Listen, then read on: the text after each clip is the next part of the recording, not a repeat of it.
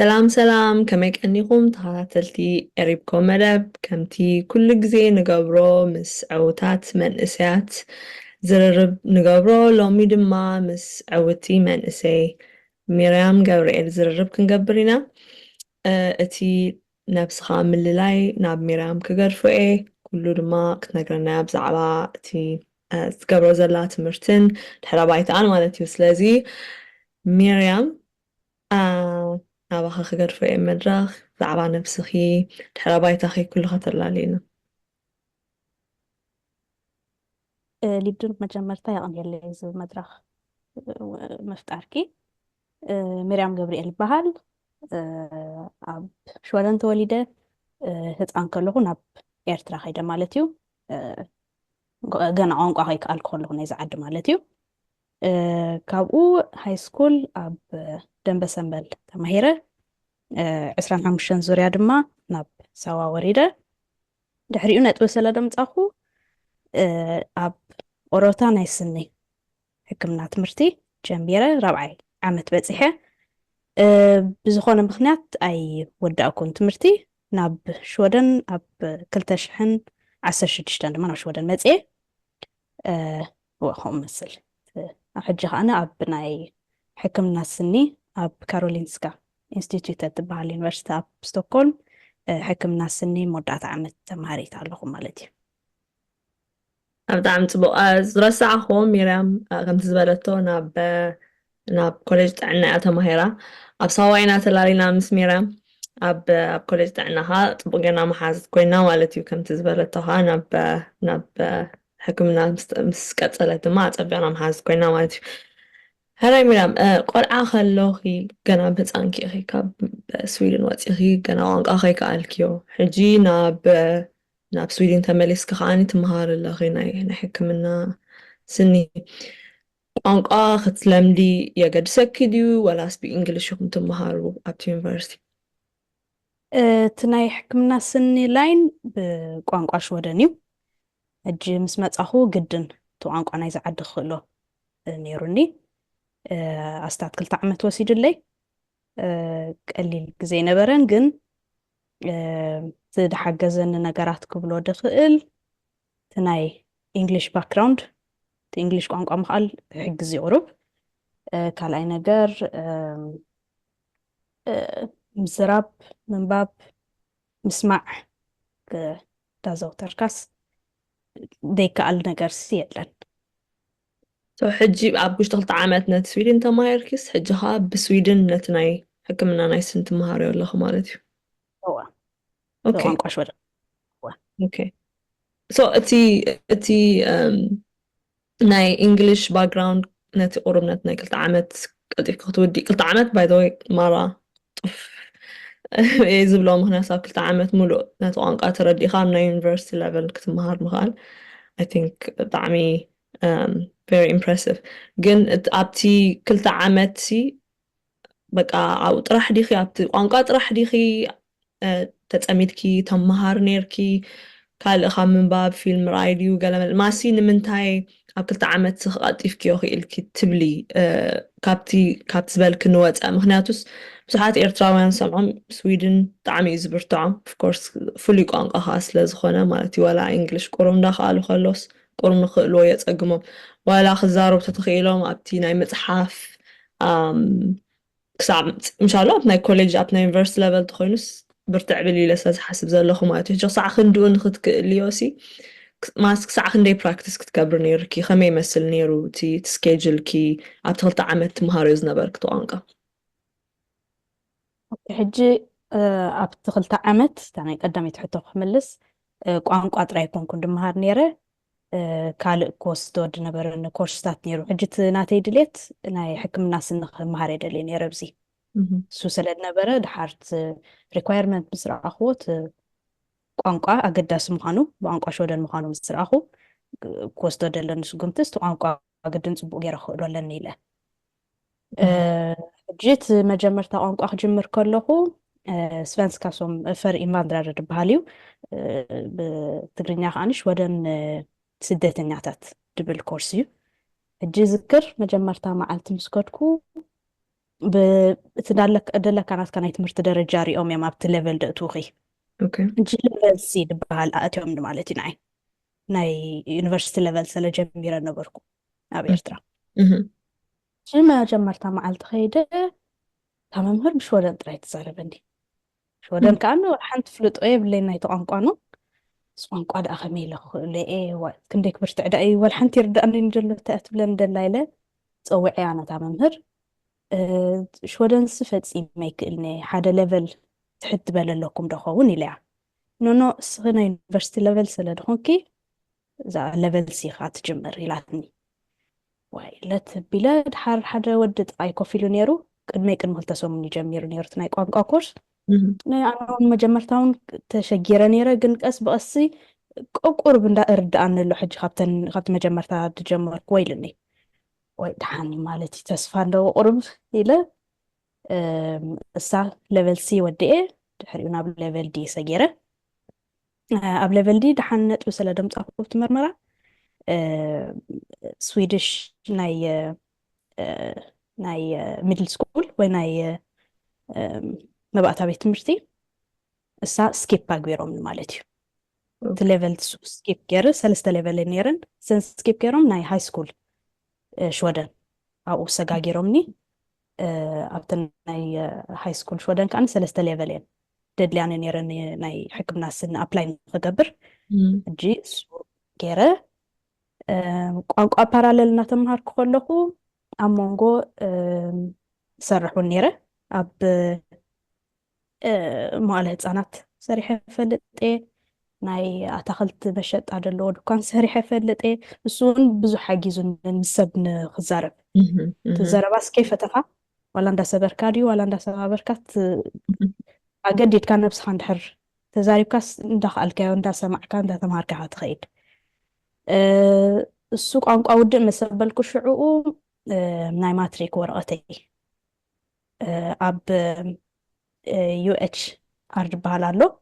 ናይ ሽወደን ናይ እንታይ ዝበሃል እዩ ፀንሐይ ስዊዲሽ ካውንስል ፎር ሃየር ኤዱኬሽን ዝበሃል ኣሎ ኣብኡ ሕጅት ናይ ማትሪክ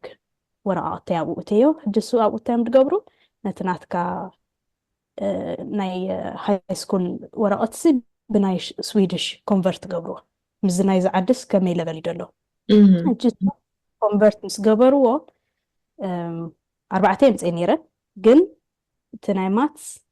ባዮሎጂ ኬሚስትሪን ፊዚክስን እቲ ሌቨል ምዝ ናይ ዝዓድን ናይ ስኒ ትምህርቲ ዘእቱ ኣይነበረን ሕጂ ክውስኾ ነበረኒ ኮርስታት ነይሩ ማለት እዩ እሱታት እቲ ሌቨል ናይ ማትስ ወይ ናይ ፊዚክስ ናይ ኬሚስትሪ ናይ ባዮሎጂ ሲ مهم. ምስቲ ሪኳርመንት ናይ ደንቲስትሪ ርኤ ከመዓራረመታን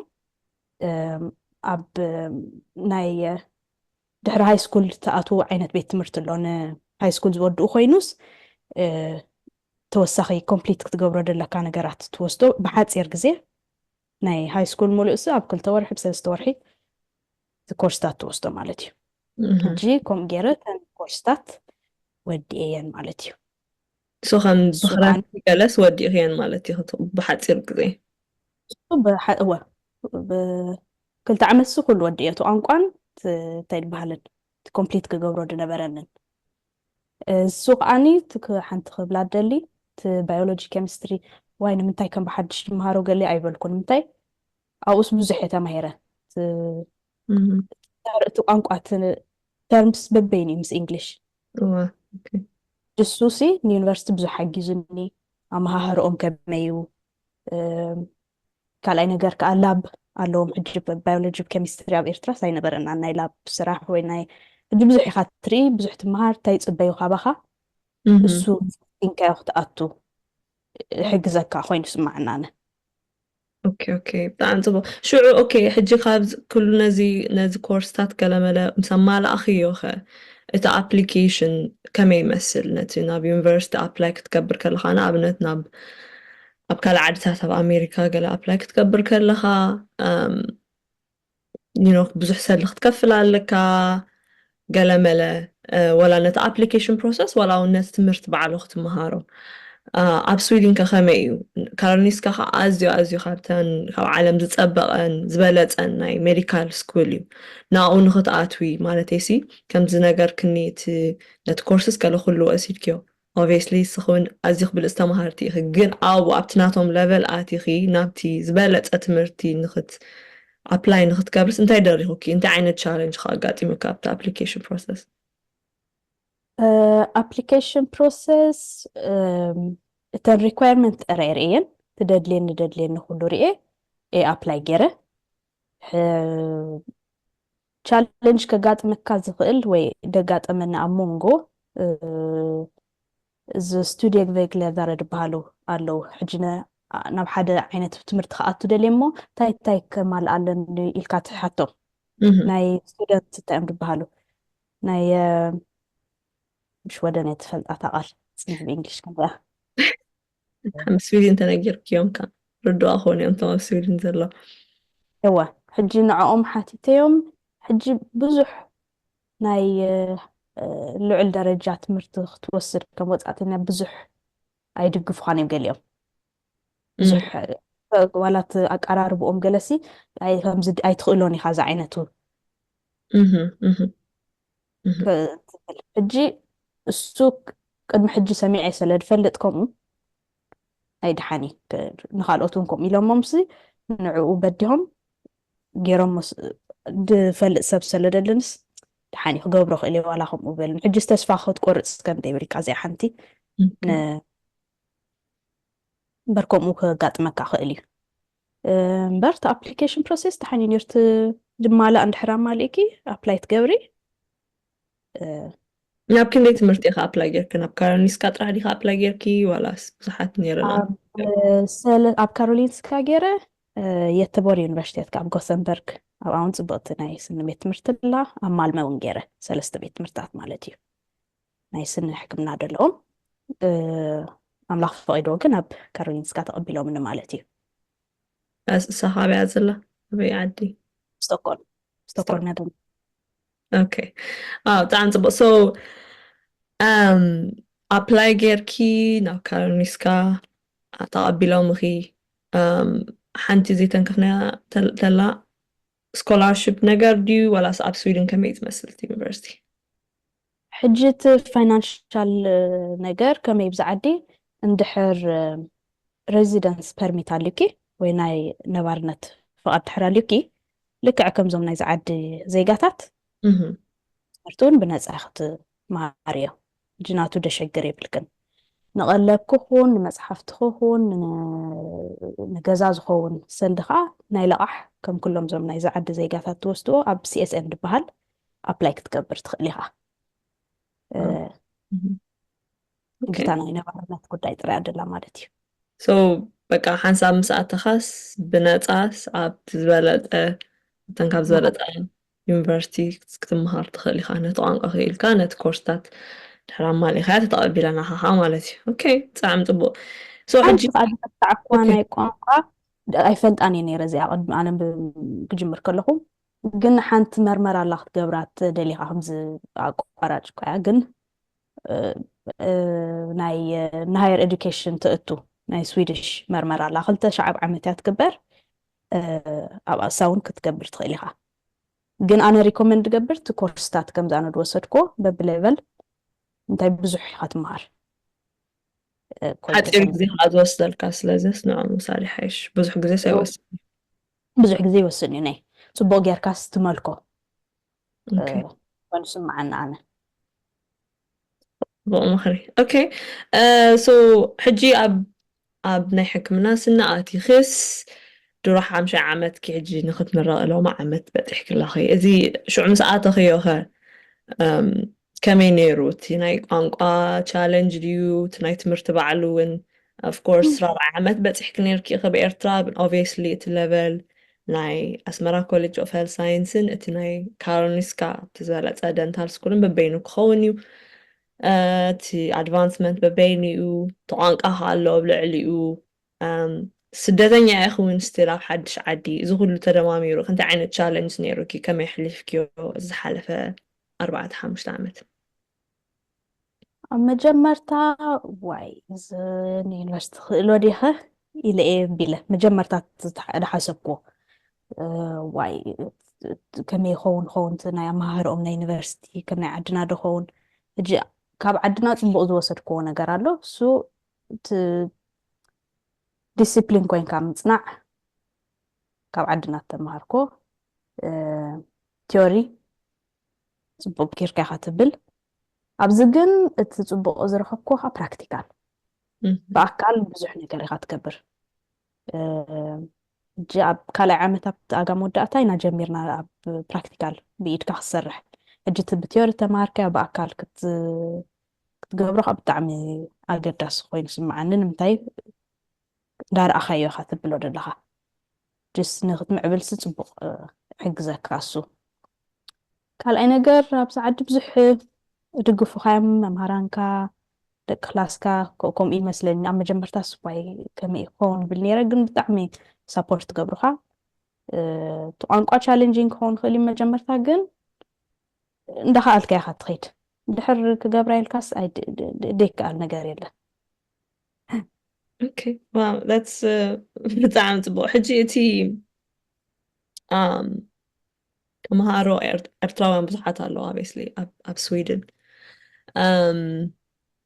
ክመሃሩ ደልዮም ብዙሕ ግዜ ዝሰምዓ ምክንያት ሕጂ እዚ መደብ ንዓኹም ነምፃክ ዘለና ይርከቦ ምክንያት እቲ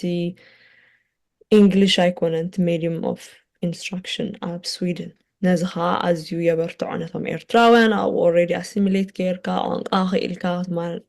ስኺ ጌርክዮ ከምቲ ዝነገርክ ንውን ስኻ ቅድሜኺ ዝነበሩ ስለዝገበርዎ ኢኺ ጌርክዮ ሕጂ ይከኣል እዩ ማለት እዩ ሕጂ ከማኺ ዓይነት ኣብ ስዊድን ዝኣተው ተምሃሮ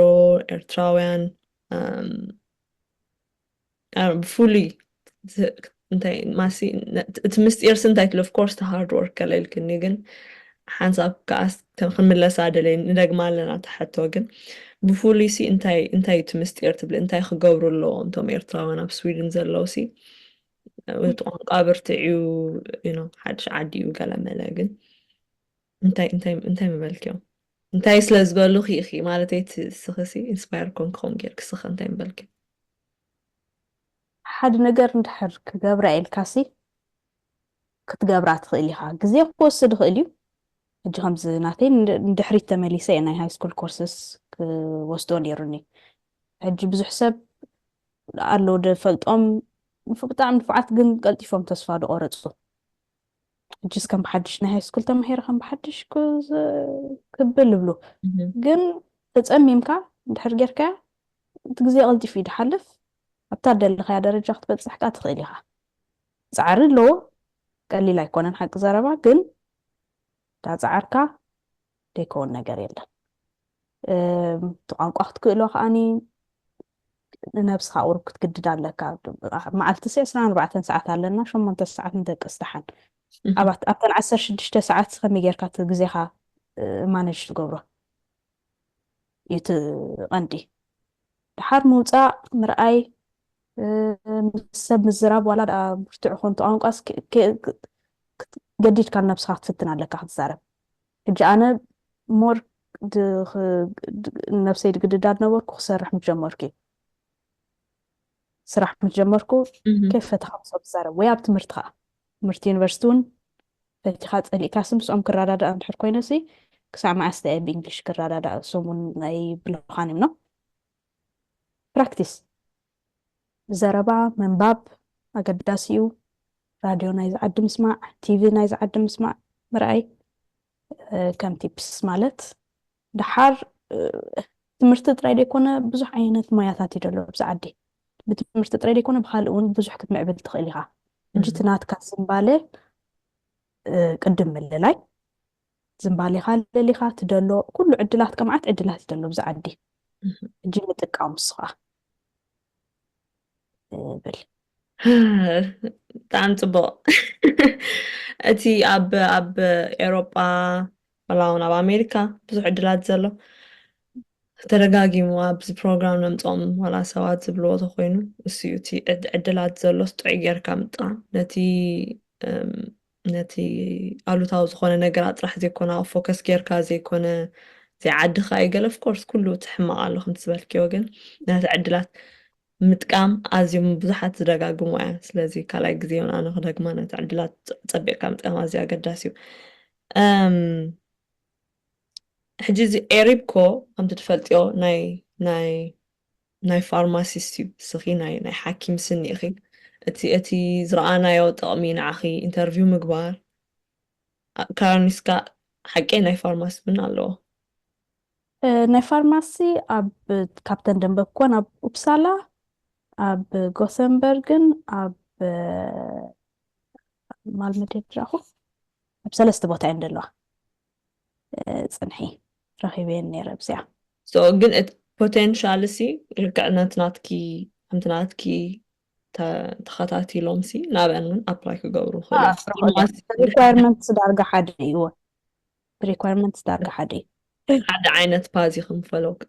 ትከታተሉ ክሰብቲ ስኽናብ ናይ ሕክምና ስኒ ኣፕላይ ጌርኪ ሶም ከዓ ናብ ናይ ፋርማሲ ሕክምና ኦኬ ሶ ሕጂ ኸ ሕጂ ትወዲእኺ ትምህርቲ 5 ዓመት በፂሕ ክለኺ ሞር ፕራክቲካል ኮይኑ ከምቲ ካልእ ግዜ ተዕልኒ እውን ሕጂ ሞር ፕራክቲካል እንዳኾነ እዩ ዝመፅእ ዘሎ ሱን ኣብ ናይ ስራሕ ዓለም ነብስኽ ክትረኽብያ እንታይ ዓይነት መደባት ኣለኪ ኣብ ስዊድን ይኹን ካልእ እንታይ ከመይ ይመስል ኣሎ መደብኪ ዝመፅእ ዘሎ ዓመታት መጀመርታ 2-3 ዓመት ፕራክቲስ ምስራሕ ማለት ኣብ ክሊኒካት ኣብ ናይ ስኒ ድሕሪኡ ከዓ ኣምላኽ ተፈቒዶ ስፔሻላይዝ ገብር እደሊ ማለት እዩ እንታይ ስፔሻላይዝ ክገብር ትደሊ ኣብ ክልተ ክስተይ ዝብል ደለኹ ኣብ መንጎ ክልተ ኣብ ኦርቶዶንቲክስ ወይ ናይ ስኒ ምእሳር ወይ ከዓኒ ፔዲያትሪክ ደንቲስትሪ ናይ ምስ ቆልዑት ናይ ቆልዑት ናይ ስኒ ሓኪም ክኸውን ደሊ ማለት እዩ ካብ ክልቲኡ ግን ቅድም ሰሪሕካ ክትሪኦ ኣለካ ካልእ እውን ክኸውን ይኽእል እዩ ድሓር ምስ ሰራሕካስ ትዝምባል ኢኻ ናበይ ወገን ከም ድኸይድ ትሪኢኻ ካልእ ዓይነት ስፔሻልቲ ከዓ ስለ ዘሎ ንክንፋንጥ ምትንካፍ ጥራሕ ዝኣክል ማለት እዩ እቲ ስፔሻላይዝ ትገብር ከለካ ንስኻ ከም ብሓድሽቲ ዩኒቨርሲቲ ትኸይድ ዋላስ ከመይ ዝሰርሕ እቲ ስፔሻላይዝ ምግባር ኣብ ስዊድን ሕጂ ስፔሻላይዝ ትገብር እቶ ኮንኪ ሪኳርመንት 2 ዓመት ግድን ክሊኒካል ብክሊኒካል ክሰርሕ ኣለክ ምስ ቆልዑት ምስ ዓበይትን ፔሸንት ክህልው ከለዎም ድሕሪኡ ናይ ስፔሻሊስት ኣፕላይ ክትገብሪ ትኽእሊ ሕጂ ፓራለል እንዳሰራሕኪ ኢኸ ስፔሻላይዝ ትገብሪ ስፔሻሊስት ትኾንሉ ትምህርቲ ከዓኒ ኮርስስ ኣለዎ ግን ክሊኒካል ወርክ ኣለዎ እፈላለዩ ካብ ሓደ ስፔሻላይዜሽን ናብ ሓደ ገሊኡ 3 ዓመት ትወስድ ኣሎ ገሊኡ 5 ዓመት ትወስድ ኣሎ ኣበይ ናይ ከም ትመርፅ ኦኬ ሚራም ሶ ኩሉ ዝገበርክዮን ከመይ ጌርኪ ኣብዚ ዕውት ዘለኽዮ ናይ ትምህርቲ ደረጃ ከመይ ከም ዝበፅሕኪ ነገርክና ዝኾነ ኣብ መወዳእታ ክትብልዮ ትደሊ ዘላ እንድሕር ኣለኪ ኮይኑ ናይ መወዳእታ ዕድል ክበኪ ክብሎ ድደሊ ናይ ፋርማሲ ዝረኸብክዎ ዌብሳይታት ኣሎ እንድዕድ ሕግስ ድሕር ኮይኑ ክሰደልክ ሊንክ ትገብርዮ ማለት ስራሕ ከመይ ጌርካ ትረክብ ናይ ፋርማሲስት ላይሰንስ ዘለካ እተኮይንካ ወይ ከም ፋርማሲ ካብ መጀመርታ ክትምሃር ተደሊኻ ወይ ናይ ከምኡታት ሓንቲ ዌብሳይት ረኺበ ኣለኹ ክሰደልክ ከመይ ጌርካ እቲ ነጥብታትካ ኮንቨርት ትገብሮ እሱ ናቱ ዌብሳይታት እውን ክሰድድ ስራሕ ክትረክበሉ ትኽእል ዌብሳይታት እውን ክሰደል ክኽእል ሓገዝ ክኾኑ ዝኾነ ሰብ ሕቶት ኣለዎ ከዓ ኣብ ሽወደ ናይ ክሓትት ትኽእል እዩ ማለት እዩ Hi, Miriam. To be Dr. Miriam Gabriel very soon. أما أنتي إجزاخي سلازهابكنا أزي إذا مسكناكي نقربكم متخي كم زلكناتكي experience مسانا شير سلازقابر كلمة بطعمي إذا مسكناكي كم تي ميرام زبالتو هم تبصحون أبزي سب متقوم زلو تسفاي قبر كابزي حتى انترفيو أوكي كأليو إلهم بصحات إرتراوين كابزي information تطقيمهم ناتهم كعمليسهم بعلم نديك جيروم نتزليهم information تتقيمهم نتزالت الدرجة خبصحن نتجزيهم كتقامولون نتزلوا عدلاتهم كله كتقامولون تسفى يقبر ሓንቲ ካብታ ዝበልክያ ኣገዳሲት ኮይና ትስምዓኒ ብዙሕ ሰብ ዝደግማውን ልዕሌኻ ይከኣል እዩ ክብለካ ኣዝዩ ኣገዳሲ እዩ ምክንያቱ በይንኻ ክትከውን ከለኻን ልዕሌኻ ኮይኑ ኖ ኣነ ኣለኹ ንህለ ከኣል እንድዩ ክብለካ ከሎ ኦኬ ድሓኒ ኣነ እውን ይኽእል እየ ማለት እዩ ሕጂ ሚርያም